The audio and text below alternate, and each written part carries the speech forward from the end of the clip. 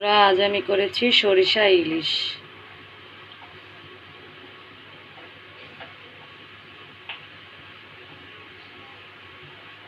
আজ আমি করব সর্ষে ইলিশ। এর জন্য আমি বড় সাইজের একটি ইলিশ নিয়েছি। আর যা লাগছে রান্নায় সরিষা বাটা, জিরে বাটা, কাঁচামরিচ বাটা। এবার আমি মাছটাকে হলুদ দিয়ে মেখে নেব। হলুদের গুঁড়ো দিয়ে দিলাম। এবার দেব মরিচের গুঁড়ো 1 চা চামচ, 1 চামচ করে হলুদের গুঁড়ো, মরিচের গুঁড়ো দিয়ে দিলাম। পরিমাণ মতো লবণ। এবার মাছটাকে ম্যারিনেট করব।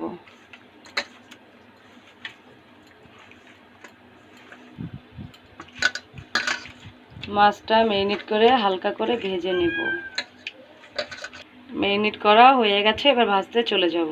চুলোতে তেল দিয়েছি, তেলটা গরম হয়ে গেছে। এবার মাছটা হালকা করে ভেজে নেব।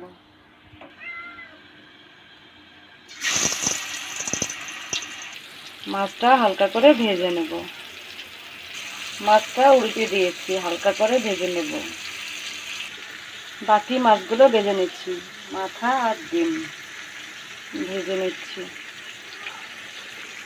এগুলো ভেজে রান্নায় চলে যাব।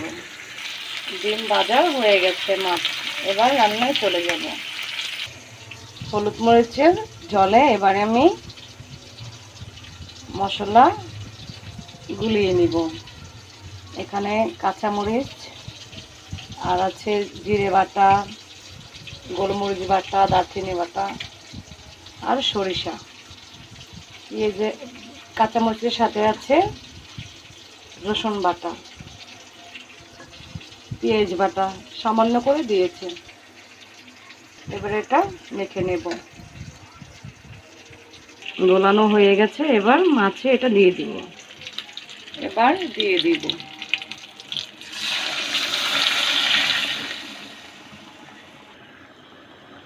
জল, আরও একটু সামান্য জল দিয়ে দিচ্ছি।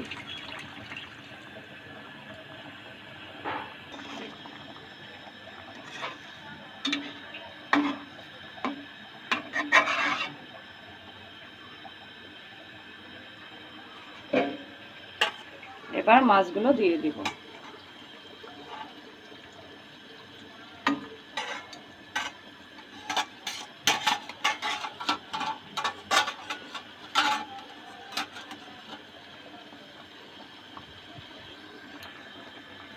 সব মাছগুলো দেওয়া শেষ।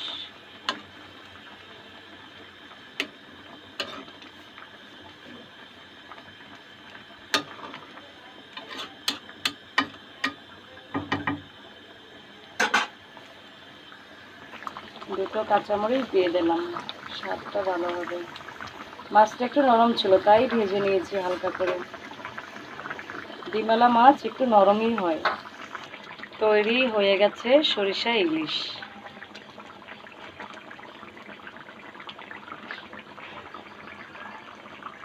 তৈরি আমার সরিষা ইলিশ।